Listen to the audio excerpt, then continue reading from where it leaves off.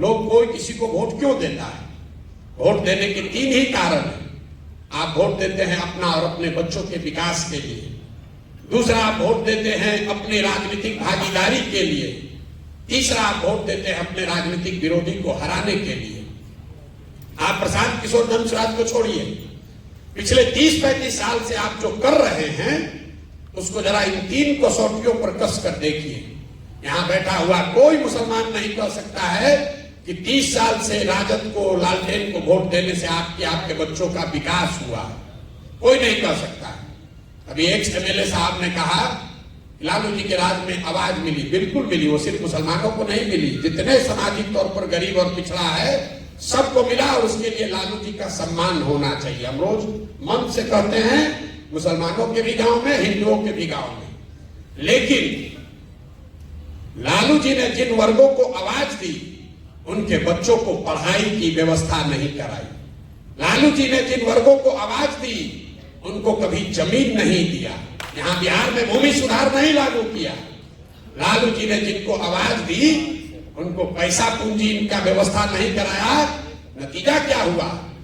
आप भीड़ में लालू जी की आवाज बन के रह गए, आपके बच्चों को पढ़ाई रोजगार नहीं हुआ। तो जो काम उन्होंने किया है उसके लिए सम्मान होना चाहिए, लेकिन जो काम नहीं किया उसका भी विवेचना होना चाहिए। आप 30 वर्ष से लालू जी को वोट देते हैं, आंख बंद करके देते हैं, आप कुछ भी दावा करेंगे, सब जानता है। आपको विकास नहीं मिला। मुसलमान कहता है भैया इससे कोई बात नहीं, चलिए कम से कम लगता है कि हम लोग का अपना दल है, भागीदारी हमको है। आप अपने भागीदारी का आलम देखिए। बिहार में जनसंख्या के हिसाब से आपके 40 एमएलए होने चाहिए, हैं 19। ये कोई चिंता का कारण नहीं है मेरी नजर से। ज्यादातर लोग कहेगा भैया हम लोग को टिकट नहीं मिलता इसलिए हम लोग का विधायक कम है। ज्यादातर लोग उसी नजरिए से इस बात का विवेचना करते हैं। मेरे लिए चिंता का कारण नहीं है कि एमएलए 19 है। चिंता का कारण यह है कि आबादी के हिसाब से आपके 1650 मुखिया होने चाहिए। बिहार में 1200 से कम मुखिया मुसलमान है। आबादी के हिसाब से 27,500 आपका वार्ड सदस्य होना चाहिए। बिहार में 11,000 से कम वार्ड सदस्य मुसलमान है। उसके लिए आपको किसी लालू यादव की, प्रशांत किशोर की जरूरत नहीं है। मुखिया का चुनाव लड़ने के लिए, वार्ड सदस्य का चुनाव लड़ने के लिए किसी दल की जरूरत नहीं है। ये क्या दिखाता है? ये दिखाता है कि आपके मन में वो राजनीतिक जो बंधुआ मजदूरी, आपका आत्मविश्वास खींच लिया गया है। आपके और आपके समाज से बच्चे जो हैं वो राजनीति में आ ही नहीं रहे हैं। तो जब आप राजनीति में आ ही नहीं रहे हैं तो आपके हक की चिंता होगी कैसे?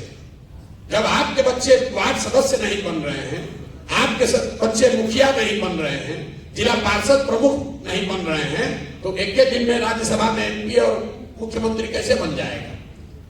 समाज ने उसकी चिंता नहीं की है। आप वो कौम हैं जो मदरसे चलाते हैं, यतीम खाने चलाते हैं, लेकिन यहां जितने लोग बैठे हुए हैं आप मुझे बताइए कोई मुसलमानों की ऐसी संस्था, कोई ऐसा प्रयास जहां आप अपने बच्चों को राजनीति सिखाते हैं? आपका मुकाबला है आरएसएस से, संघ से, जो हर दिन देश में 1 लाख से ज्यादा शाखा लगाता है। बच्चों को अभी से सिखा रहा है। उनकी विचारधारा सही हो या गलत, अपनी विचारधारा को बताने के लिए वो देश भर में 1 लाख शाखा लगा रहे हैं। और आप क्या कर रहे हैं? आप बैठ के इंतजार कर रहे हैं कि कोई गठबंधन आए, कोई रहनुमा आए तो हम लोग का तार दे। कैसे होगा रे भाई? आपके कौम में यह लिखा गया है कि बिना जद्दोजहद के जीवन में कुछ हासिल नहीं होता। सलाहियत के लिए, इल्म के लिए, लोगों ने मुझे कहा कि उस जमाने में पैगंबर साहब ने कहा कि अगर चीन जाना है तो चीन भी जाओ। और आज तो आप अपने घर से निकलकर जद्दोजहद करने को नहीं तैयार है। आप सोच रहे हैं कि कोई तेजस्वी, कोई प्रशांत किशोर, कोई राहुल गांधी हमारा कौम को उतार दे, हमको आगे बढ़ा दे। कैसे संभव है? नहीं संभव है। अब आप कहिएगा कि भैया हमारी तो संख्या नहीं है, हमारी संख्या नहीं है, हम कैसे चुनाव जीतेंगे? धनसुराज वही आपको फॉर्मूला दे रहा है। हम आपको यहाँ फॉर्मूला बताते हैं, रोज कैमरे पर भी कहते हैं। आपको लग रहा है कि किसके साथ गठजोड़ बनाए, कौन सा राजनीतिक समीकरण बनाए कि हम चुनाव जीतेंगे? कि भैया हम लोग खड़े हो जाए तो किसके साथ चले कि हम लोग चुनाव जीतेंगे? हम आपको उसका फॉर्मूला बता रहे हैं। आप आपको ये बताया जाता है कि अब कोई हिंदू बचा ही नहीं है जो भाजपाई नहीं है, सब हिंदू भाजपाई हो गया। MY समीकरण किसी शख्स ने बताया, MY समीकरण है, लेकिन उसका ऑर्डर बदल गया है, YM हो गया।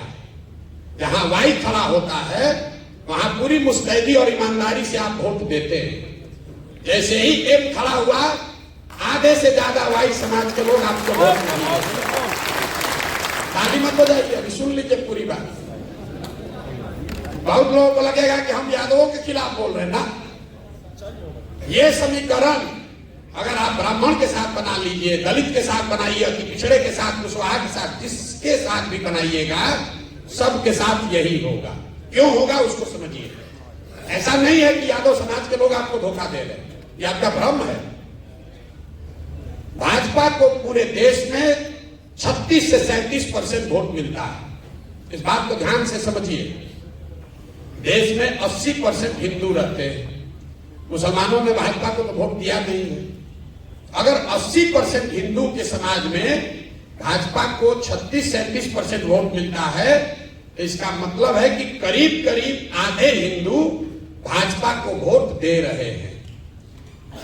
आधा हिंदू भाजपा को वोट दे रहा है। 80 में आधा देगा तो 40% हुआ, उससे थोड़ा कम ही, चूंकि भाजपा पूरे देश के हर सीट पे नहीं लड़ती है, तो जिन सीटों पे वो लड़ते हैं वहां आधा हिंदू उनको वोट देता है। उस जो हिंदू भाजपा को वोट दे रहा है उसमें यादव भी है, उसमें ब्राह्मण भी है, उसमें राजपूत भी है, दलित भी है, पिछड़ा भी है, सारे जाति के लोग हैं। करीब करीब आधा, थोड़ा कम या ज्यादा।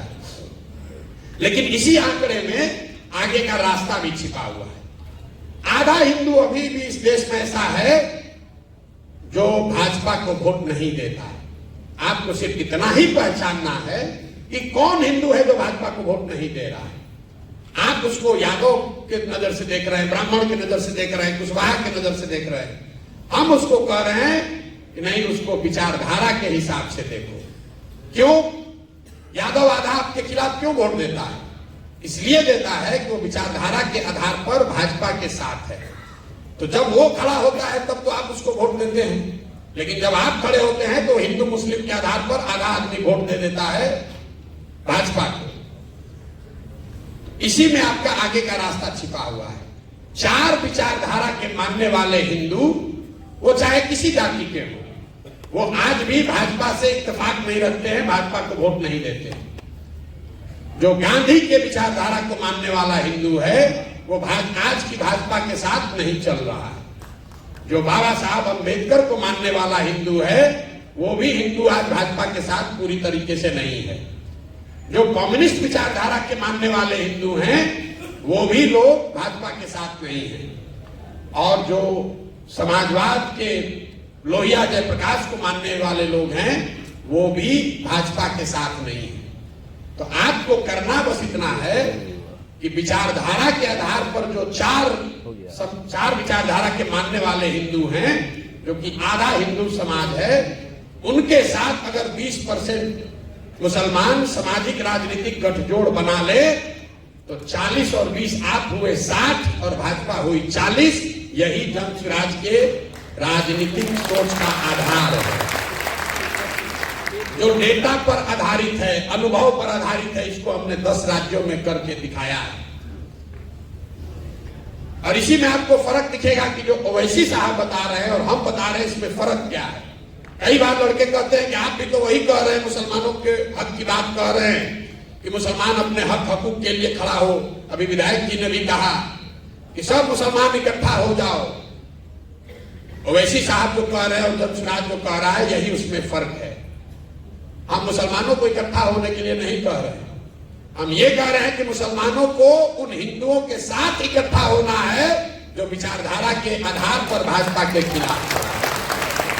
अगर सिर्फ मुसलमानों को इकट्ठा कीजिएगा जो ओवैसी साहब बता रहे हैं, तो यही बात तो भाजपा चाहती है कि आप सिर्फ 20% इकट्ठा हो जाइए ताकि बाकी का 80 एक साथ हो जाए। तो फार्मूला यहां है। और क्यों गांधी का पिक्चर इसमें लगा हुआ है? हम कोई काम ऐसा नहीं करते हैं जिसका पहले से प्रमाण ना हो।